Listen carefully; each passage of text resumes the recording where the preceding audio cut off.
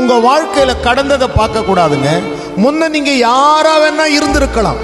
முன்ன நீங்க யாரா இருந்தீங்கிறத விட இப்ப நீங்க யாரோடு இருக்கிறீங்க அதுதான் முக்கியம்.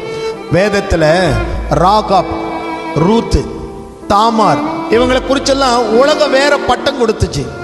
ஆனா உலகம் கொடுத்த பட்டத்தை பார்க்கல, உலகத்தை உண்டாக்கின கர்த்தரை பார்த்தாங்க. மத்தேயு புத்தகம் அதிகாரத்துல பரிசுத்தவான்கள் பட்டியலில் இடம் பிடிச்சாங்க. நீங்க கூட நீங்க கர்த்தரை நெருங்கி பாருங்க. அதனாலதான் யோவான் அதிகாரம் 9ஆம் வசனம் சொல்லுது, உலகத்துல வந்த எந்த மனிதனையும் பிரகாசிக்க பண்ணுகிறவர் கிறிஸ்து.